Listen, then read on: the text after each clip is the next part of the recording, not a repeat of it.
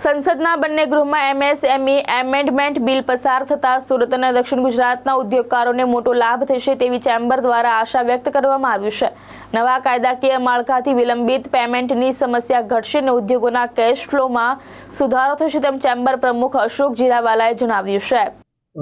સુરતને નહીં પણ સમગ્ર ભારતને ફાયદો થવાનો છે, કારણ કે જે સાયકલ તમે 200 દિવસે ને 150 દિવસે તમે સાયકલ ફેરવતા હતા બિઝનેસની, એ હવે 90 દિવસમાં ફરજિયાત તમારે પેમેન્ટ આપી દેવું પડશે। આ એક મોટો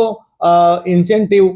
ટેક્સટાઇલ ઉદ્યોગ માટે તો ખરો જ, પણ સમગ્ર જે ઉદ્યોગો છે એની સાયકલ, આ તો મારું તો એવું જ કહેવાનું છે કે જે રીતે કેન્દ્ર સરકારે 90 દિવસ કર્યા છે ટેક્સટાઇલ ઉદ્યોગ માટે, તો 43 BS 45 દિવસ જ છે, એમાં 15 દિવસમાં જ તમારે મંજૂરી આપવી પડશે અને 45 દિવસમાં જો પેમેન્ટ કરતા વેપારીઓ થઈ જાય તો એ દિવસ દૂર નથી કે સુરતને નહીં સમગ્ર ભારતને 5 ટ્રિલિયન ઇકોનોમી કરતા રોકી શકે। આ બહુ મોટી વાત હું કરી રહ્યો છું, માત્ર ટેક્સટાઇલ ઉદ્યોગની વાત નથી કરતો, પણ આ 90 દિવસ માટેનો જે સરકારે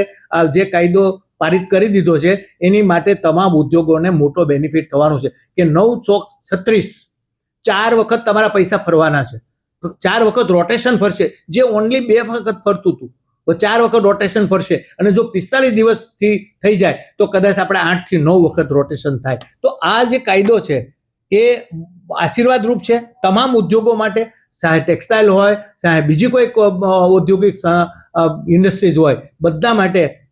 તાત્કાલિક જો આજે ચાઇના જો આગળ હોય ને તો એનો મતલબ એ જ છે કે એનું રોટેશન છે એ 8 થી 10 દિવસમાં ફરી જાય છે। આજે આપણે 90 દિવસની વાત કરી છે સરકારે, એને આપણે ગ્રાહ્ય રાખી એના ઉપર જો વર્ક કરવા મળે તો આખા વર્ષ દરમિયાન તમે 4 વખત જો એ ડીલિંગ કરો છો તો તમને બહુ મોટો બેનિફિટ થવાનો છે। એટલે ઉધારીના ધંધામાંથી બહાર નીકળીને હવે આપણે આ બિઝનેસને રોટેશનની અંદર વધારે પૈસો ટ્રાન્સફર થાય, વધારે પૈસો રોટેશનમાં આવે તો તમારું નફા ધોરણ વધે છે। તમે કોઈ પણ 2 બિઝનેસ કરો છો, 2 જ વાર ડીલ કરો છો અને તમે 10 રૂપિયા કમાવો છો, પણ 5 રૂપિયામાં કે 7 રૂપિયામાં તમે 4 ડીલ કરો તો કદાચ તમે 24 રૂપિયા કમાવો છો। તો મારું તમામ વેપારીઓને વિનંતી છે કે જે સરકારે આપણને આ 90 દિવસનો કાયદો પારિત કર્યો છે, તમામ બિઝનેસ માટે તંદુરસ્ત કાયદો છે અને 43 BH કાયદો છે એ એના કરતાં પણ અમૃત સમાન છે। જો આપણે બંનેને ફોલો કરી અને આગળ વધીશું તો ખાસ કરીને સુરતની ઇન્ડસ્ટ્રી છે, અને હું ખાલી કહેવા માંગુ છું કે સુરતની ઇન્ડસ્ટ્રી છે એ 45 દિવસ જો 43 BH કાયદો લાગુ કરીને કામ કરવાનું શરૂ કરશે, આવનારા દિવસોની અંદર કરવું પડશે, કારણ કે સરકાર એના ઉપર પણ ચિંતિત છે। તમને કોઈ પણ જે તમારા સીએ છે એ કદાચ તમે આમાંથી છટકબારી આપતા હોય છે, તમે કોઈ વેપારી સાથે છટકબારી કરી શકતા હોય, પણ તમે બધા જ એમએસએમઈમાં આવો છો। ટ્રેડર્સ હોય તો એ પણ કટિંગ પેકિંગનું કામ કરે છે, તો એ પણ એમએસએમઈ છે ને એમએસએમઈનો નંબર એને લઈ લેવો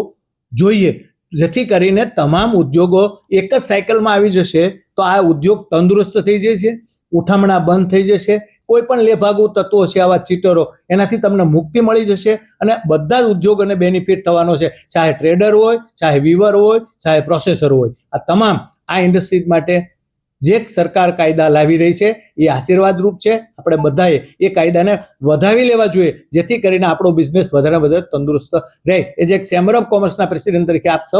સર્વને મારી વિનંતી છે કે આપણે કાયદાને વધારે પાલન કરીએ અને એના ઉપર ફોકસ કરી આપણા ઉદ્યોગને વધારે મજબૂત બનાવીએ। Thank you. દક્ષિણ ગુજરાત સૌથી વધુ